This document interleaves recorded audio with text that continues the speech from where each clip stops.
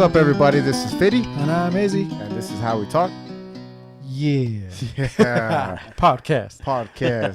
And today we have Chico Villatoro. Once again. What's going on, right. Chico? Not much. Sporting the Villatoro Bushido martial arts. Yeah. That's right.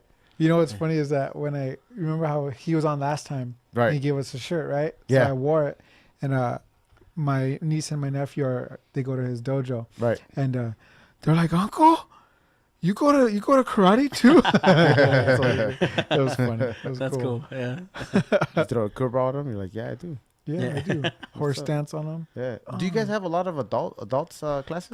We have an adult program for adult self-defense, and it's probably about 12 people, 12 to 14. Yeah. If we counted everybody, it's about 15, 16, but consistently it's more about 10 to 12. That Is come it in. daily or? Yeah, it's Monday through Thursday, 7:15, and then we have Saturday mornings. Yeah. So, nice. Yeah. And do they do just a bit of everything? Like it's not like the kids. It's not like the kids. You know, I used to actually run a program for the adults like the kids, where they learn the forms, the weapons, or whatnot. And then we ended up transitioning into doing more boxing, Muay Thai kickboxing, and basic jiu-jitsu, basic groundwork. So do they use it more for fitness, or is it actually for both? Okay, for self-defense. Both. Yeah, because we do fitness kickboxing too, but that's more for fitness.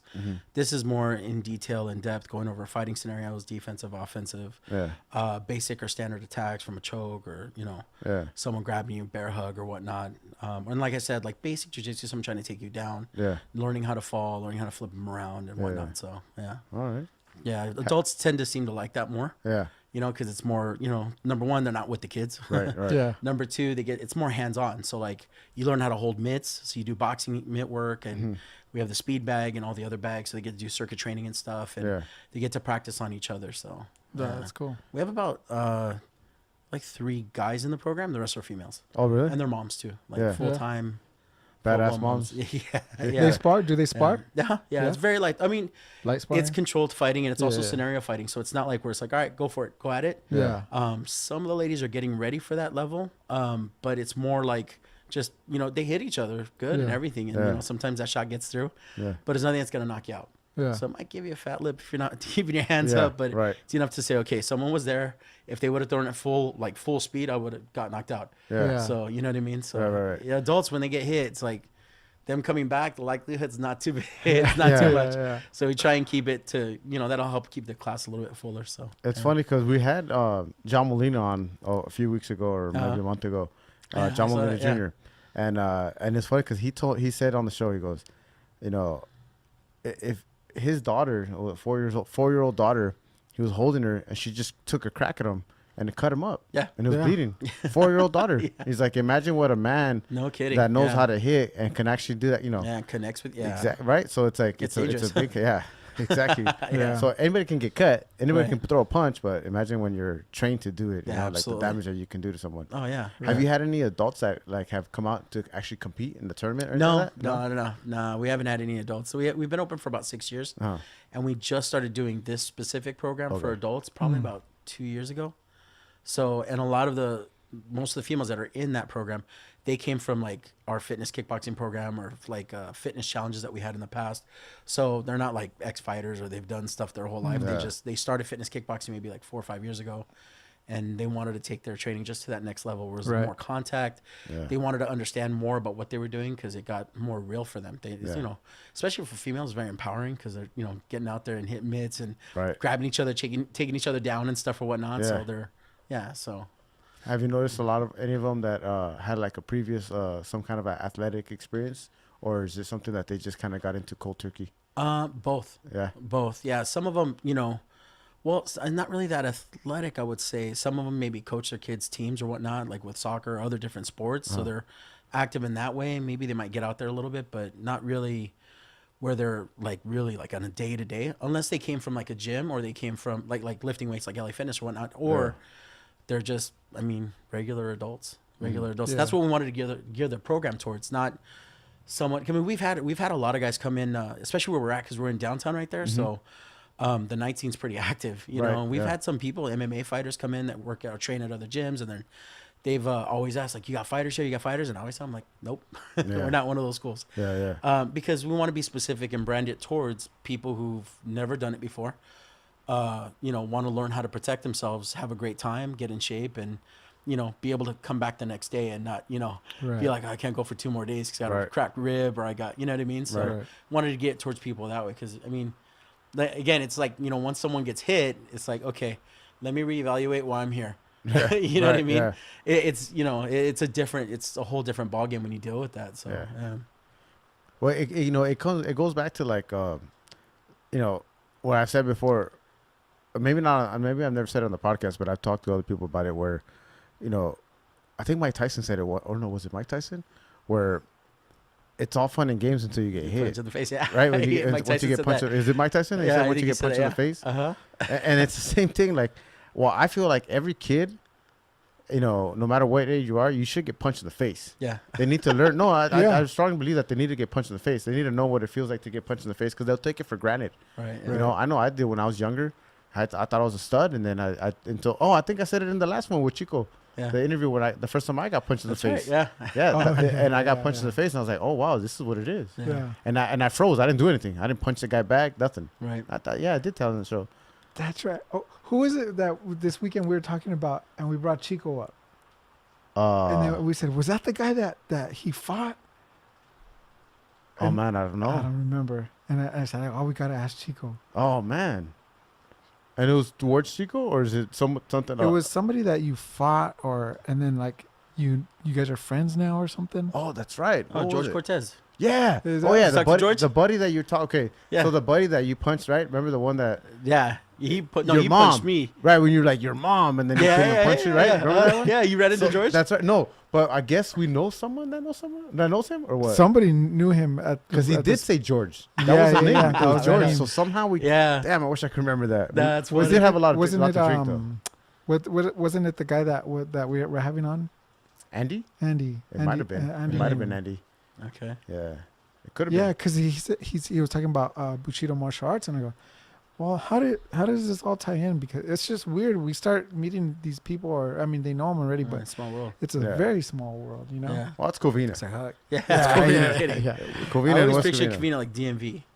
You run into every different type of walk of life. That's so true, dude. That's why I don't go to Buffalo Wild Wings. Yeah. That's why I don't go to Buffalo Wild Wings. I'll still go there. Okay. Yeah. But it is true though. Yeah, it's totally. Like the DMV. People always say that about DMV. You have like someone who's got like $1 million. You have someone who just walked in from off the street behind the trash can. Yeah. All different walks of life. And different nationalities, everything. Yeah. They all got to go to DMV.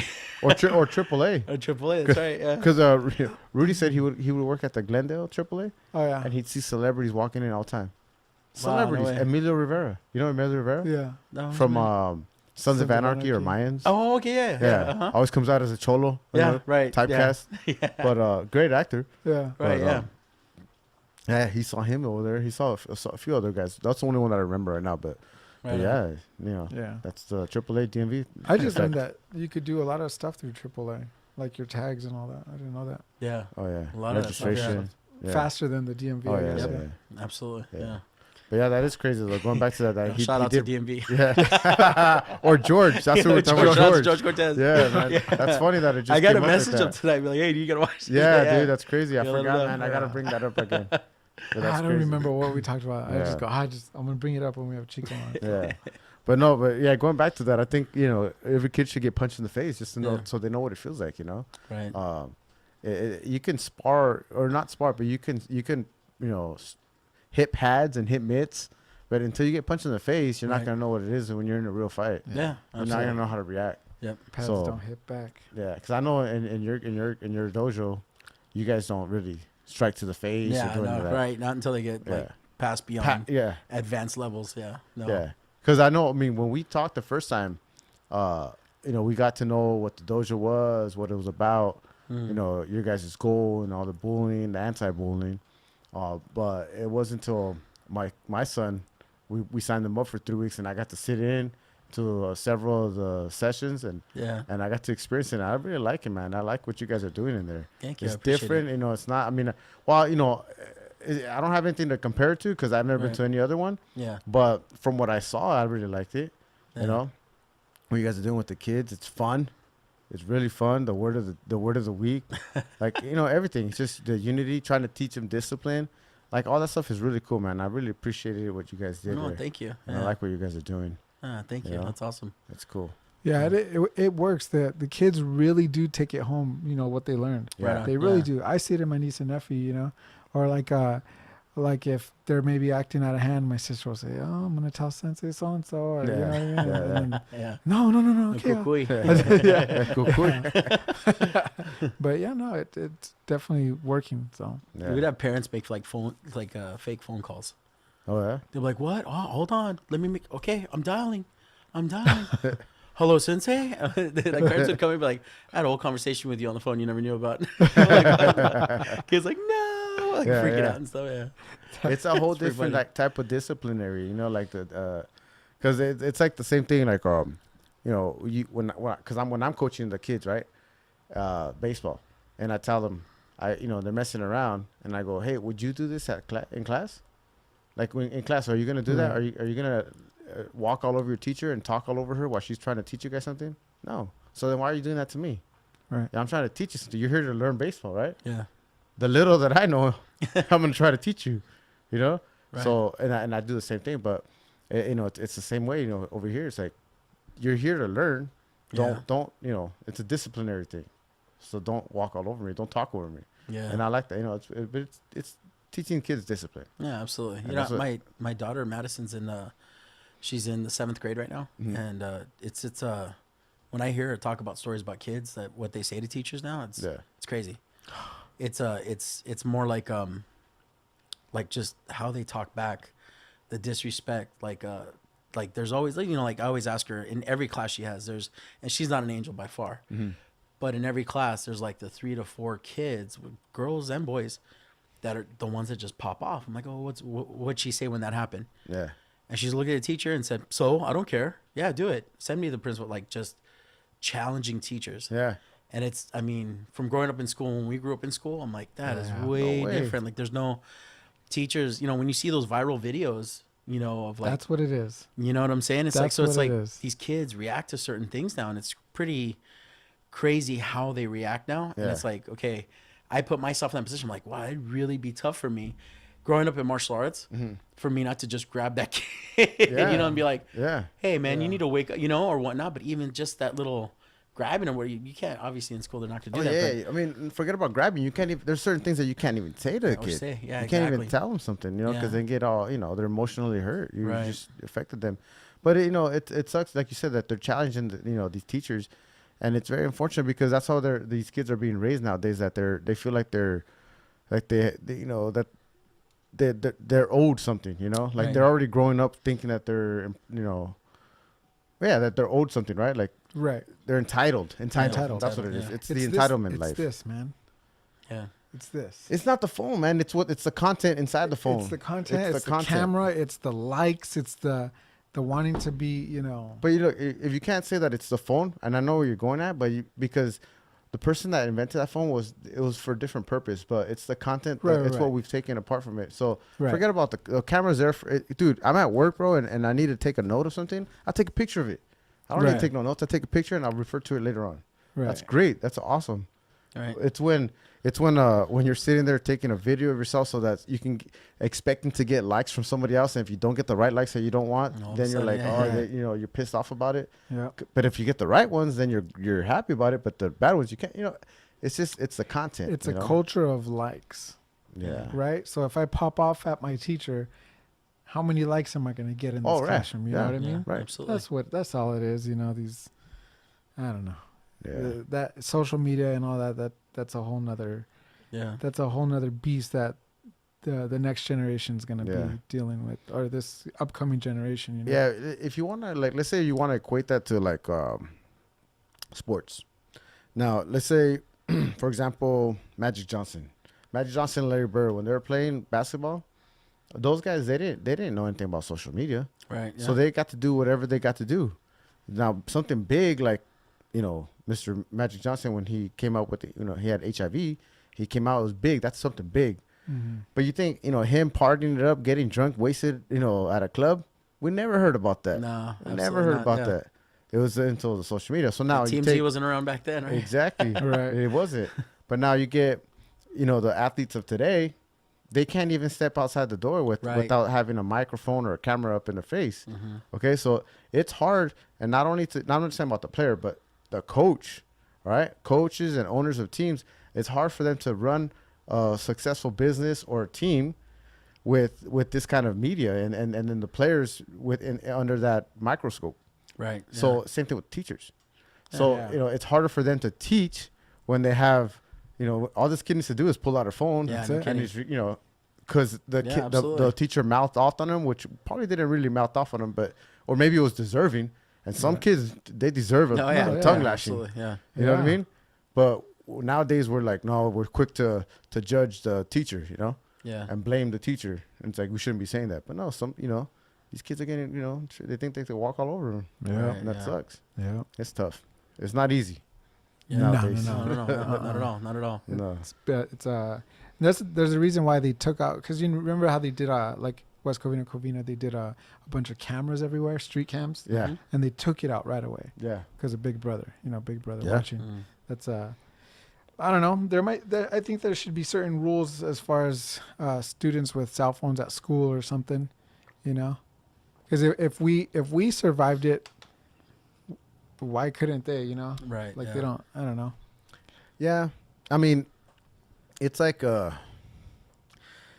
parents nowadays. I shouldn't say parents, just people in general. It's easier to just pick up a phone and be like, text you, hey, I'm here, come outside. And before, what you had to do, you had to park your car, you had to walk over there, and you had to pick up your kid. And now it's just like, text, I'm here. And yeah, I can see the convenience factor in that, but at the same time, you're taking away that whole, of actually walking out there and putting that time of picking up your kid and seeing your kid for the first time and coming out of that school, even though you see them every single day. But it's still, it's like the 6 to 8 hours that they were in class or in school, and they finally see you. Plus, you see their friends. Yeah. Their friends see you. Yeah. You get familiar. Right. Rather than like, that's your mom. You never met them throughout the entire year until the last day when they're out there taking pictures. So we'll be back again, right? Yeah. So there's something to that where we've took that away, and that's because of that. It's like, I gotta get there. No, you're just waiting in your car. Right. Yeah. You could have just walked over there, picked them up, and then the whole time you had a 5 to 10 minute conversation with your kid walking back to your car. Right. That 5 or 10 minutes is important. That could have been really important. You know what I mean? Yeah. But I think that's what we need. We need a little bit more of that. Yeah. There's pros and cons, man. There's pros and cons to it. That's just there is. I don't know. But going back to that, what we're talking about, stuff like this, like the dojo and all stuff, that's bringing it back. To bringing all that stuff back to where you're communicating with your kid, teaching them a little bit of discipline because they being need physical. And being physical, they need it. They need more people telling them, stop, don't do that. You can't do that. You shouldn't do that. Not that you can't. You shouldn't do that. And that's what they need. I think we grow up too, like kids now, they grow up in the like now world. Like everything they want comes now. Through their phone. They want a piece of information. Instant gratification. Instant, right? And teaching, even if you're teaching baseball, and there's an art form in itself on throwing a pitch, hitting a ball. There's certain technique. It gets very technical, and I think too many kids have that whole, well, I'm just not getting it. Yeah. Oh, I'm done. I don't want to do it no more. Because you tried 3 times. Yeah. You didn't take the time to learn and live through it and, get it done. And I think now these days when we have kids come in, that's like, in the martial arts industry, I'm sure it's changed in other industries as well, whether it's teaching or coaching baseball or other sports. It's where it's having that old school effect where you're teaching the kids the quality of learning an art form and doing your best at something and learning how to get through when you either don't want to do it or when you're not successful, whether you've probably experienced it with your child if they didn't do good at a tournament or whatnot, learning how to get through that phase in life and continue to keep going. That's such a valuable lesson to teach. And then kids now these days, they don't learn that because parents are like, oh, okay, well, you're just not into it, or you're not, I'd rather, let me throw you this, let me throw you that, let me throw you this. And getting the kids to really make that decision to where it's like, you know what, okay, it's tough. You lost, whatever, but let's move forward. What are you going to do from here? And that valuable lesson in itself, and anything you put the kids in, is if they could learn that, it's super important. Yeah. Because, instant gratification, man. They're getting things like right now, and they don't have the patience to sit it through. Yeah. You know what I mean? Right. Yeah, right. I get it. It's huge with everyone. I think even with me, when I see my girls, I grew up in martial arts, and with my girls, when they want something or they want to pursue something, sometimes I see them, and they spent 6 years they started when we opened the studio. They started training, so it took them 6 years to make their black belt. Yeah. And I know they've learned so many qualities, but they were young, so I think some of those qualities might come out later on. Even with them, they get impatient sometimes, and I always stop them like, look, first time you throw a round kick or a right hand or a right cross, I'm like, it didn't come out perfect. Yeah. How many times I sit there and tell you to bend your knees, do this, do that. You know, you had the patience to stick it through because you had a goal in mind, and it's kind of relating what their training was to whatever they're trying to do now. Right. You know, and kids need those experiences to relate to it. Yeah. Because if not, you're like talking a foreign language, like, huh? Dude, like, try hard? What do you mean? It's gonna be hard. What do you mean? So yeah, it's huge, man. I think a lot of kids need that. You know. Yeah. Of course. You know, and you know, like I said, it's not only the kids, but our parents are adults ourselves. We're starting to fall into that same that same pattern of wanting it now with Amazon. You know, seriously, dude. Like, get it now. You know what I mean? Like we don't even want to wait anymore. You know what? We want that buy it now, next day That's delivery. So true. Yeah, it is. So so I've been at my job, I think going on like 6 years or whatever. I work out in Van Nuys. The first 2 years of that job, driving back during this season sucked because everybody was on the road to go to this store, that store. There's a lot of holiday traffic, and now there's not, but because I think it's because of that. Yeah, people are Amazon. Everybody's shopping online now. Online. Well, that's why there's a lot less brick and mortar stores, or brick and mortar stores are closing, right? Because of that, you know. Good example, Toys R Us. Yeah. You know, what was the name of that stupid giraffe? What was the name? I didn't mean stupid. I'm sorry. The giraffe. I was like, Jeffrey, excuse me? But it's like 5,000 kids crying right now. No, adults. The kids don't know anything about this giraffe. It's the adults that are crying right now. Jeffrey, man. Oh, I'm sorry. I apologize. Jeffrey. You know what? I remember. I don't remember any Toys R Us. I really don't remember Toys R Us commercials and stuff like that. Anyways, because we watched Spanish TV when we were growing up. Oh, really? Okay. And so I do remember the giraffe though, but it wasn't. I don't want to be a kid. I don't want to be a kid or whatever. You know what was that? Whatever jingle. I don't want to grow up. Yeah, I don't want to grow up. Yeah. Ours was in Spanish. Yo no quiero ser grande, yo no quiero. Remember that? Is that what it was? That's what it was in Spanish, dude. Yo no quiero ser grande, yo no quiero. Oh, you don't want to be big. Oh, yeah, same thing, dude. So that's how I remember it. But anyways, that's why I said Super Giraffe. But same thing. I mean, hey, that closed down, Toys R Us. Yeah. Not the first. You know? Yeah. And in the words of as Isai Morales and La Bamba, as my first. It's not my first or my last. That's right. You know, it won't be the last. You're gonna see more of these stores closing down. But there's some stores that are starting to jump on board and are accepting it. And remember how we've talked about technology is that we don't run away from it. We roll with them, right? Just like we roll with them. We roll with the punches. So Kohl's, you know what are they doing? They got up with Amazon and they're like, if you need to return it, you need to accept the package. Come bring it to our store because we have a Amazon location. Wow. Or Amazon spot. Yeah. So that's Kohl's now. See? So now you can order and buy some from them through the Kohl's website. Yeah. Yeah, they're smart. See? You know what I see a lot of when I'm out like in Hollywood working out there in the apartments, like the newer high-end apartments, they have a bunch of those Amazon setups, those boxes, you know? Yeah. Where they just deliver. Yeah, it's pretty cool. Yeah. Yeah, it's convenience. It's all about convenience, right? All about convenience. Always been, and it's always going to be convenience. Yeah. And Amazon's crazy convenient right now. Oh, yeah. You could track your... I mean, I heard you could track your package. Like it says this person's 15 minutes out from where you're at. Oh yeah. Pull up a map and you literally there's like a GPS on that person. You see them physically on like a dot. Drive to where you're at. Yeah, it's insane. I'm getting hooked on Postmates and I feel lazy. Yeah, because it's so convenient. You know, it is. It's so easy. Like, I could get this food. I got food delivered here the other day. Yeah. That's how it is, man. Yeah. It's all about the convenience. That's what I'm saying. Like, you know, we can't run from it. You ever watched that movie WALL-E? Yeah. Oh yeah. Yep. They're all panzones like me, dude. Just sitting there. Yeah. I was like, that's the future. You know what?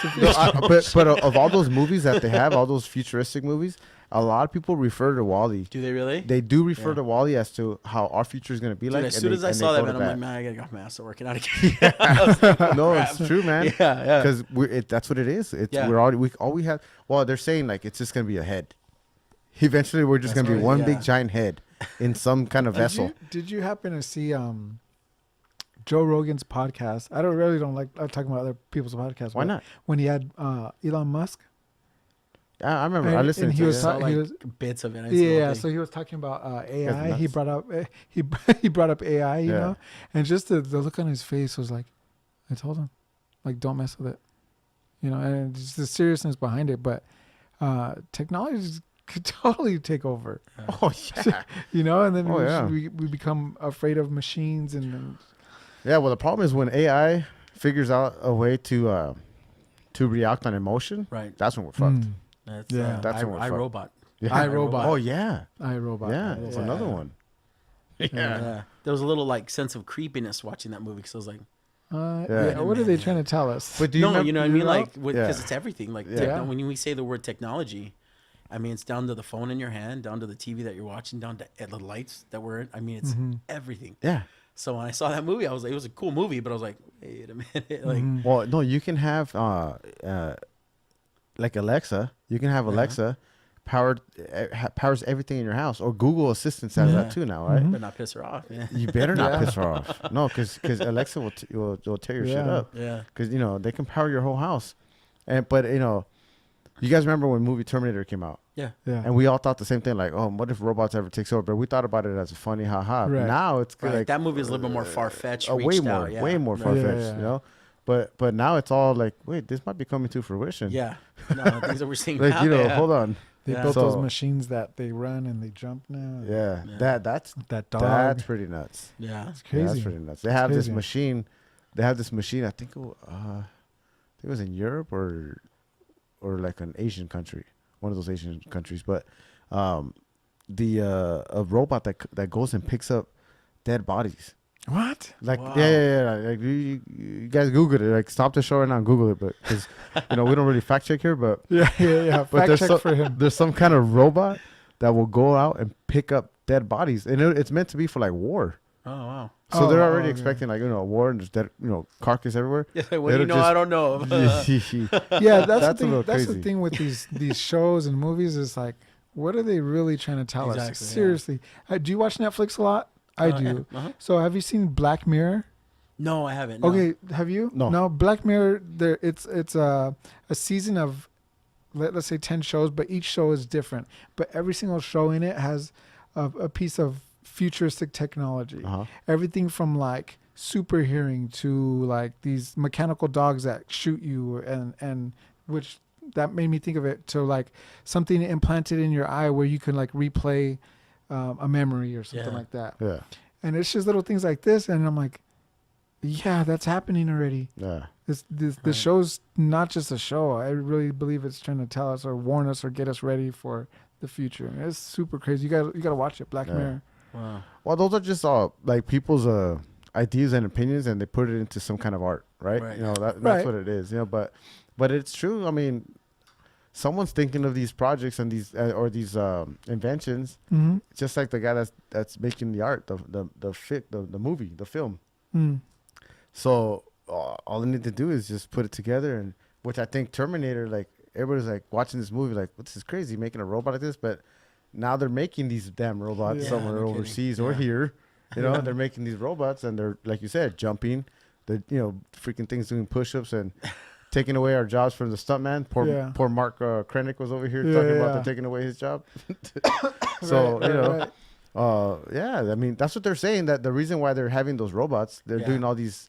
What is those? The stunts? Not the stunts, but it's an exercise that people are jumping on the buildings. What's it called? Parkour. So these robots doing parkour. Oh. All right. So what is that doing? They're doing that so they can take away, so they can start doing the stunts for these actors. Yeah. Right. You think it's less of a liability too, right? It's less of a liability. Yeah. So now stuntmen, they don't have, and stuntmen, who are they?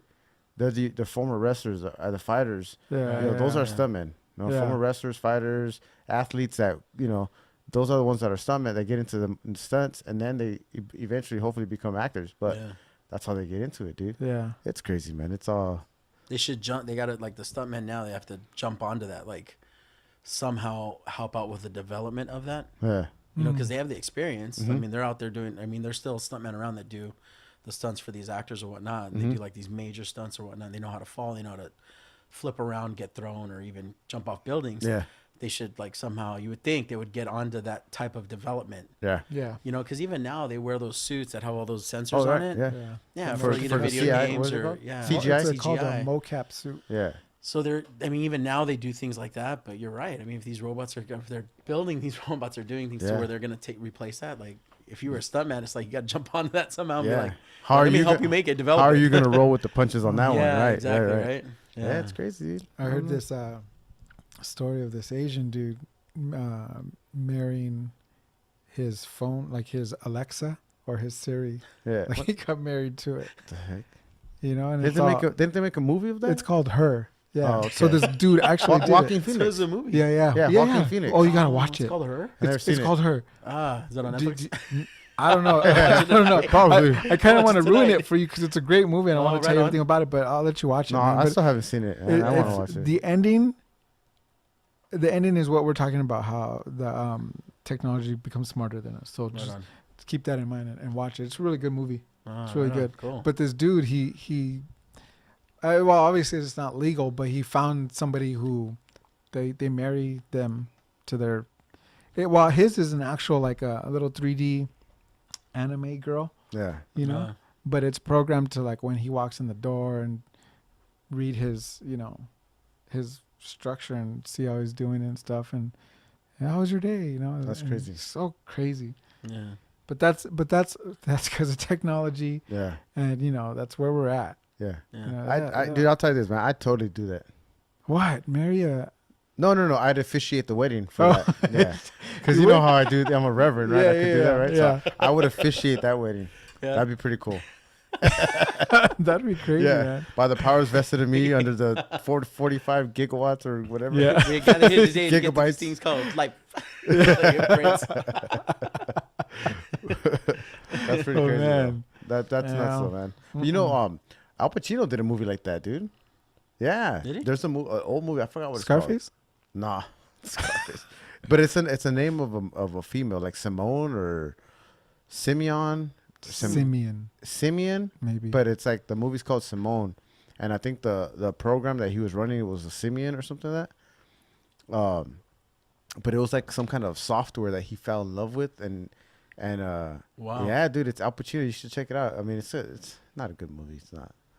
Not one of his Actually, it's bad. Don't check Simone. it out. Never mind. Al Pacino's good though, but just read it. Yeah. Simone. Oh, see, look at that. You do fact check. We're not supposed to fact check on the show. No, it's good that you fact check. But Simone, Al Pacino. It's similar to that. It's similar to that. Yeah.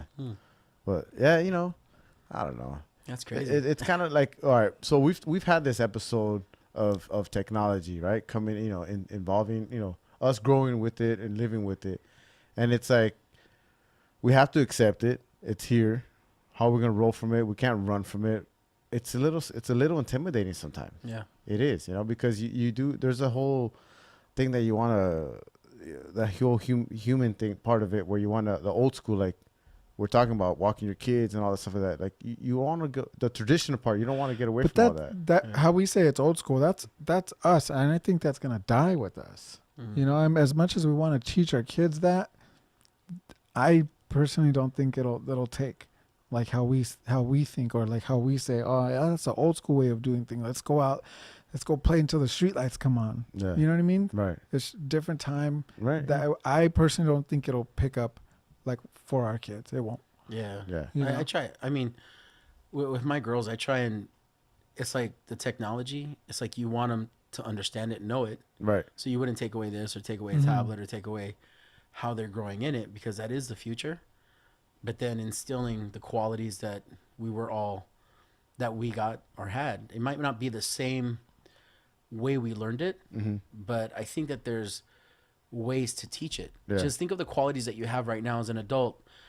And this is it's funny that we're talking about this, because the curriculum to make it to black belt, my studio. Yeah. I was brought up with a certain curriculum where there was, many forms, many weapons, and, the fighting and everything. And it was very challenging. It took me about 6 years to make it to black belt. And it was, it was tough, but that was me developing as a person, and then later on when I got a little older, going with my fighting instructor, I got, my ass kicked. It was that like helped me transform into being a man. It helped me really understand my barriers and whether or not I was willing to fight for what's important to me, and it helped me understand a lot about me, which is getting the crap kicked out of me, right? But when I think of now with curriculum, it's like, okay, with how society is now, it's so different and so just fast. So if you have something that's too tough, and me coming from an instructor point of view and coming from a business point of view, if you have something that's way too tough, you're going to have maybe 20 students total. It's too much. Kids will just drop off like flies. They're not going to. So you don't want that, but you also don't want to be a factory. It's like, you get a belt, here, you paid your money, here you go, here you go. Yeah. You know, because you obviously you value what you teach and what you've learned. So it's taking the same qualities that I learned, whether it was me being tough, me learning how not to give up, me being responsible, me having discipline, me showing respect to people, taking all the same qualities that I learned, but finding an avenue to teaching it to where kids get it now these days. So they have that old school feel, but they didn't have to get their ass kicked. Yeah.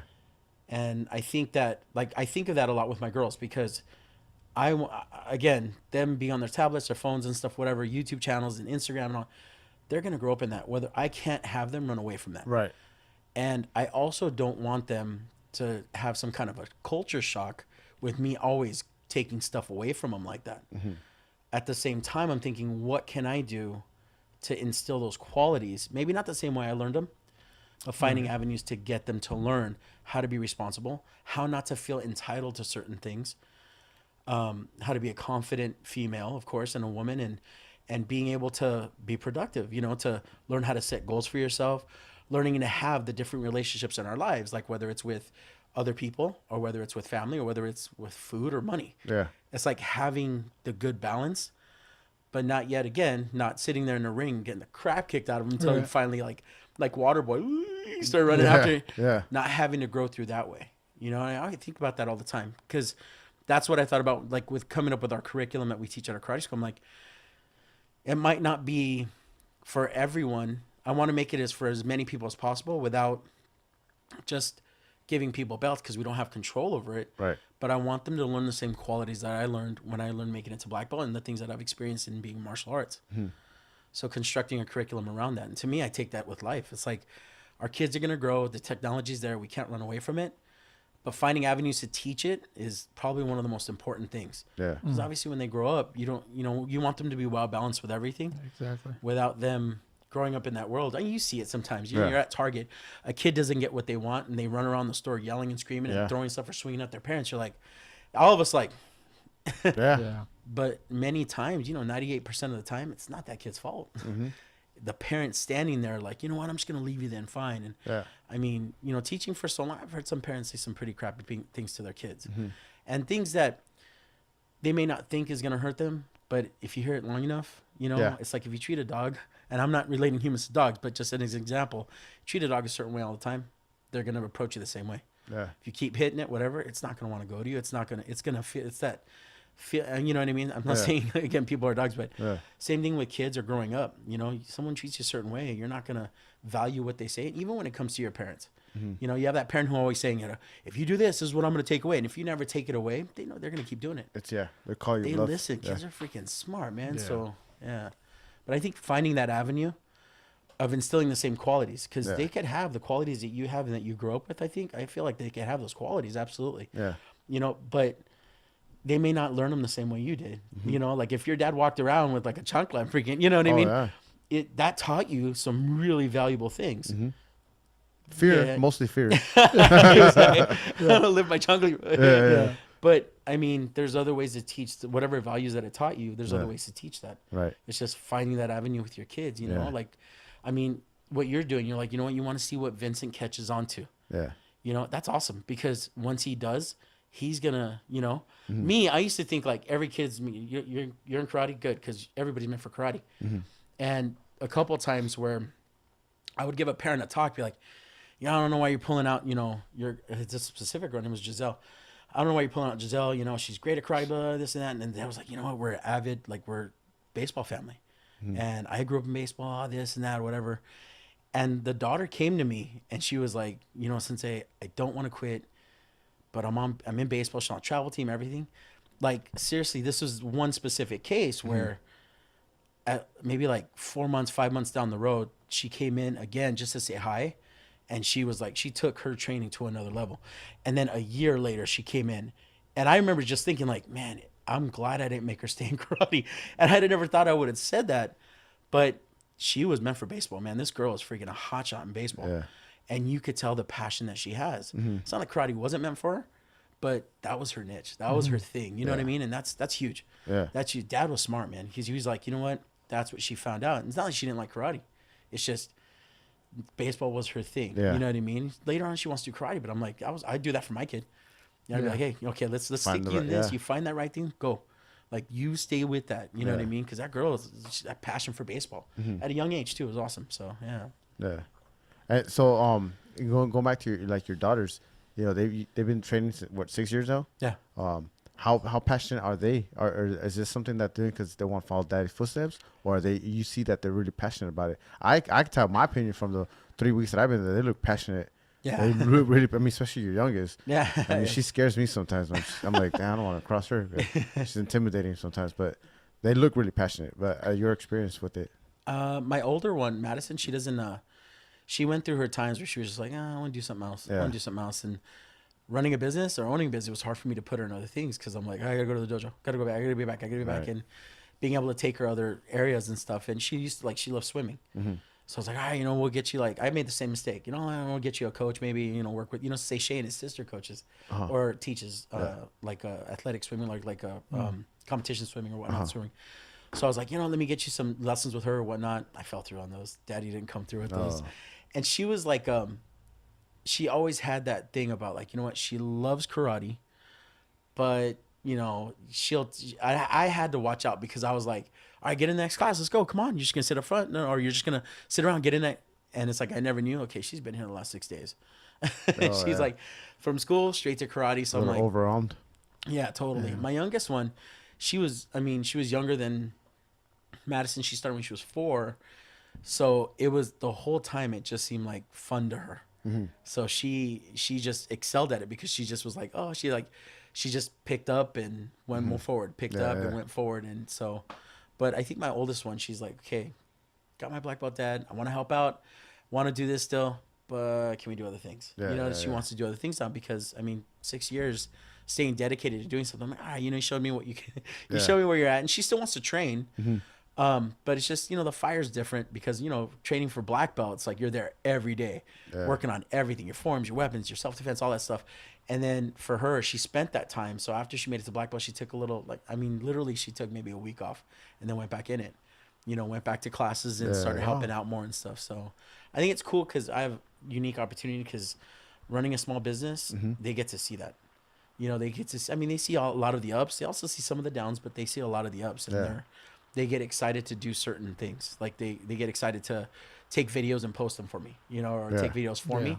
They get excited to do like mini commercials for me, or they get excited. They like that kind of stuff, which is cool for me because I'm like, all right, cool. Hopefully maybe one day, you know, chip off the old chin, you'll go and do that. But if they don't, they don't, you know, it's really going to be up to them. But to me, growing up in karate, I knew what it did for me. So I'm like, I want you to have this. You know what I mean? So I was like, you know, I don't want to go. You're going to go. I don't want, you're going to, and I grew up that way too. My parents were like, I used to, I told you last time, I was like, you know, pretend I'll fall asleep or I was sick. I didn't want to go to class or whatnot. And, you know, God bless my mom, man. Every time she's like, oh, all right, bye. I'm going to cook dinner. Get out. Get out of the car.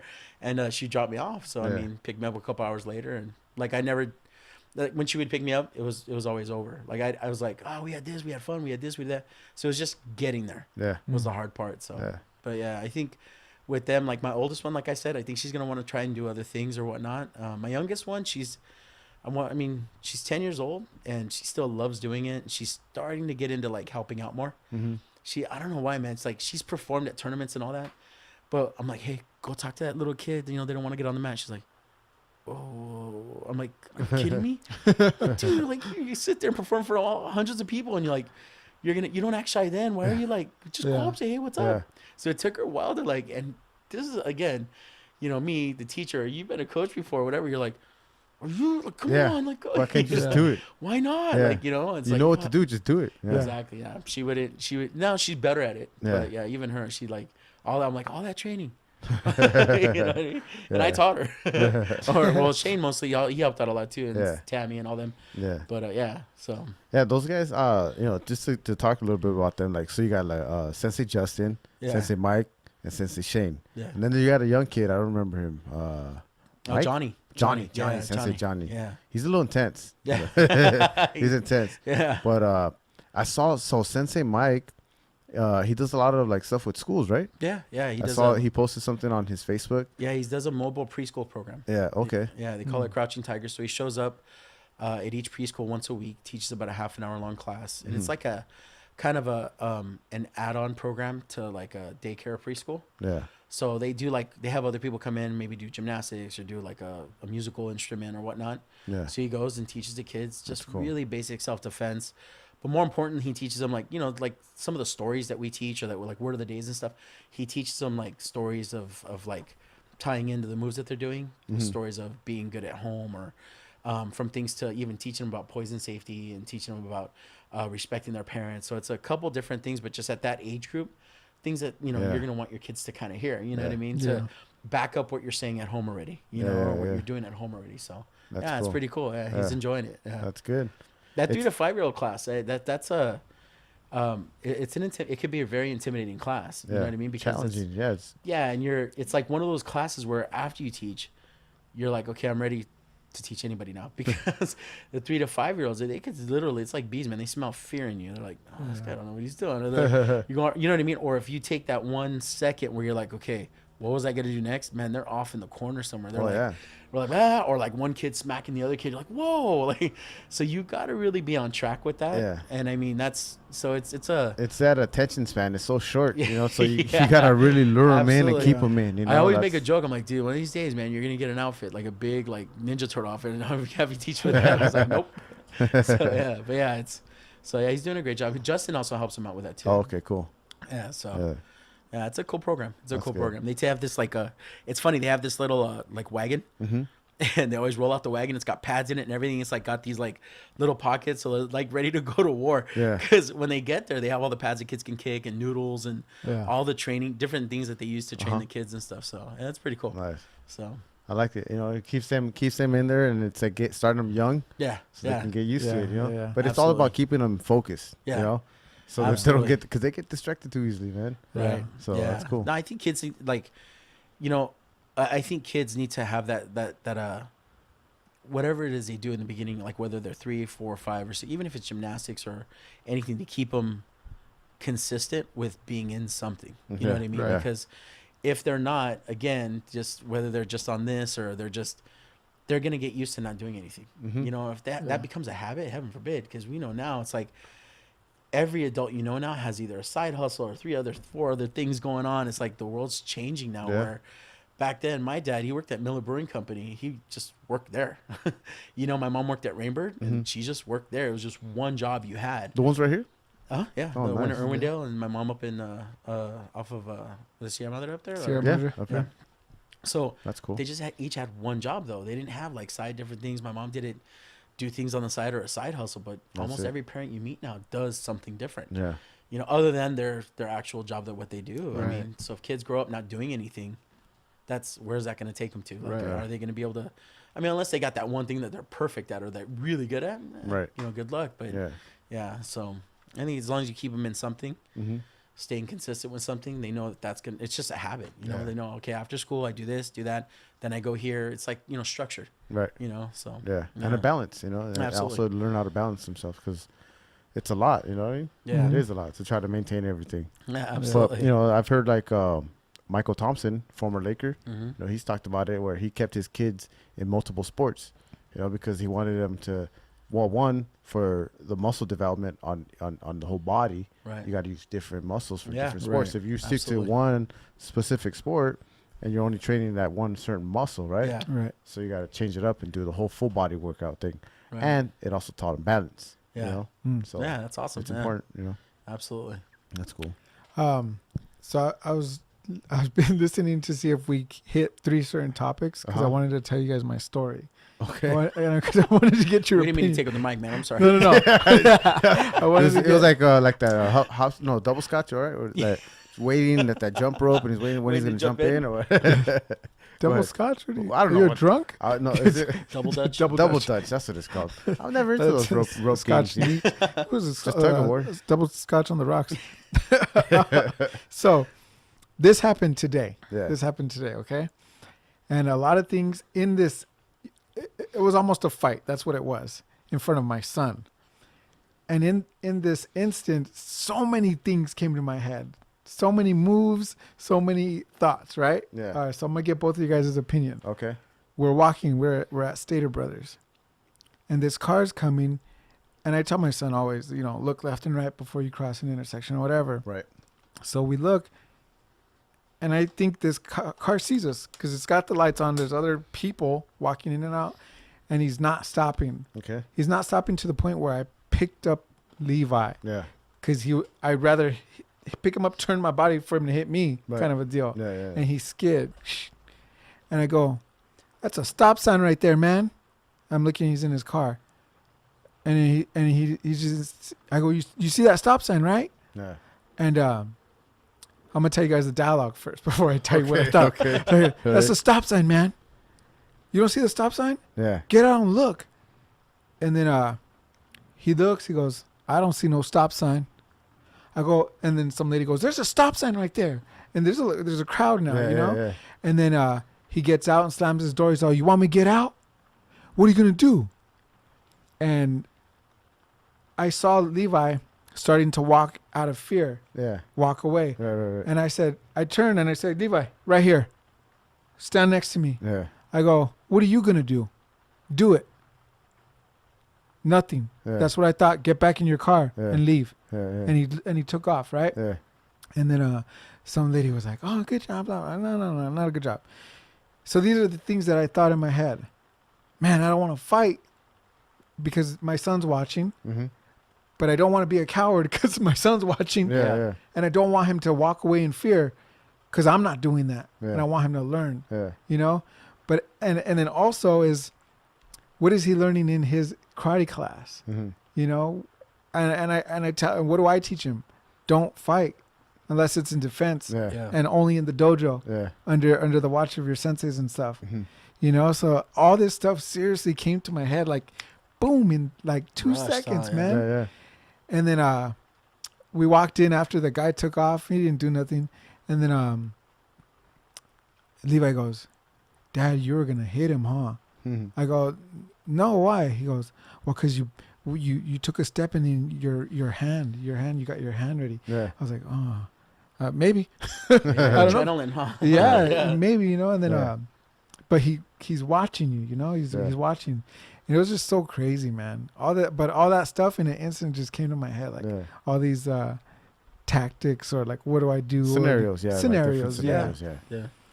Crazy. That is crazy. I mean, I don't know. My opinion, I think I don't think you did anything wrong or there's nothing that I would have done.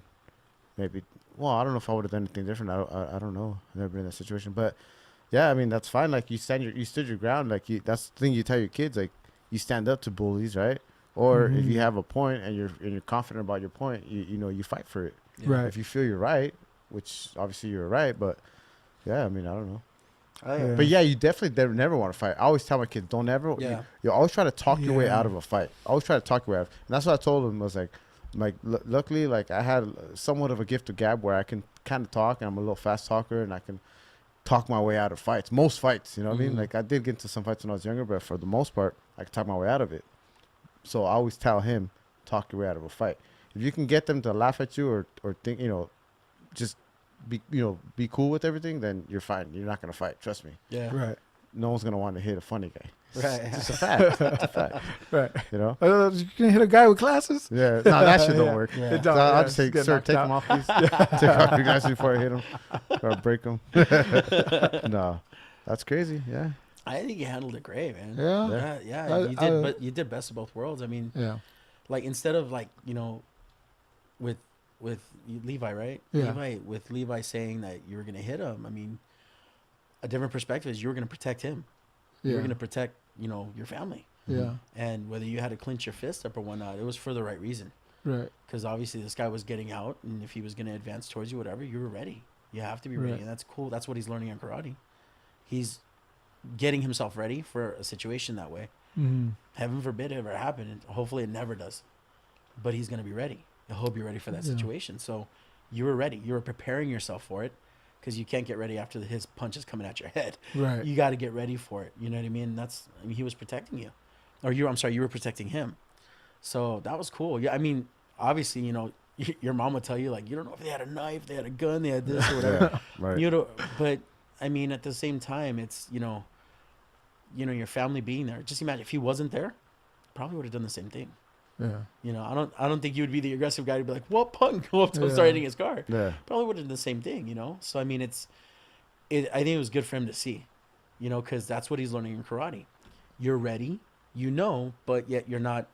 You didn't get aggressive. Right. You didn't taunt the guy and be like, what's up? You know what I mean? It's like, you just like, you know what I mean? So that was cool. That was good, man. Yeah. It's awesome. Yeah. I've been to tournament fights, man, where I left home and I'm like in my bed laying down at night. I'm like, man, I could have done this. I could have done that. You got that adrenaline rush where you're like, man, I would have, you know what I mean? So, yeah. One of the things that I saw in your class was when you were specifically, you were teaching the kids, I think like was it like a defense move where you had to anticipate the strike? Yeah. I think it was. Is that what you said? Anticipate? Yeah, I was telling him, I was like, don't block the hit. You have to block the intent. Yeah, right? The intent of the hit. So like, if someone's throwing a punch at you and you look and say, here comes that punch, it's too late. Yeah. You have to block their intent. You have to read their body. You have to sense it from them. If you call someone a name, you can't just stand next to them with your hands down. Yeah. Like, block the intent of the hit so you see it and you're already prepared for it. Right. Yeah. Yeah. And that's kind of like why I kind of seen that portrayed a little bit with that, Yeah. Where you were ready for it in in case it happened, and you did that naturally. I mean, unless you're a ninja and no one knows and you've been training martial arts for 20 years. Sure. No. But I mean, you naturally did something like that where you were, I think you understood probably what could have happened, prepared yourself for it, and it didn't happen. So it's cool. Yeah. He blocked in his mind. He was ready for the intent of that guy, stepping in. You were ready to go. Yeah. So there you go. I actually went like this. I was like, I don't have my gun on me. This guy. No. You pulled out your wallet. Well, I don't know. I was gonna ask you about here locally. Did you notice the Gracie Barra School that they opened up right here on Azusa? On Azusa Avenue, is it right there? Azusa, right there by the 10 freeway, in front of that McDonald's, across from the McDonald's. No, I didn't see it. Dude, they opened up a Gracie Barra School there. Right on. Yeah, I didn't even at the see jewelry place. Next to the jewelry place. Oh, really? Yeah. Wow. That's crazy. So they just opened up a 10th Planet Jiu-Jitsu. Did they? Up the street. 10th Planet? Yeah. Here? Where? Up the street. Eddie Bravo place, but he's not there. But I mean, Yeah. one of his Right. guys. He might be there one day. Do you remember where the old On Sizzler? Yeah, the old Sizzler. Oh yeah. Oh, yeah? In there. Yeah, I believe it's in there. Yeah. Oh, Yeah, it's you read the top. It says 10 Planet Fitness. Wait, by the mall, right? No. Oh. North of where I'm at. North. Yeah. Oh, okay. North, That's Sizzler. Sizzler. Oh, Sizzler used to be yeah. there. Now it's like By the Silver Spoons or clip joint. something. By the clip joint. By the clip joint. Yeah, Yeah. either that one or like right there. They Right. opened. Yeah, 10 Planet opened. So That's crazy. I didn't know about the bar place. Yeah, so the Barra, they just opened that one up too. I didn't know that. That's cool. Yeah. Just a bunch of martial arts schools coming in, man. Yeah. When we were looking for me and Tamara were looking for the studio. Mm-hmm. We literally went from like from Glendale to like Fontana to Wow. because there was karate schools though, not the bar schools or like jiu-jitsu schools. Yeah. Karate schools almost every corner. Really? Every corner. Yeah, it was just packed. Yeah. So yeah. So, well, you're from kind of there. You're Azusa, right? Mm-hmm. So, which time is she from the area?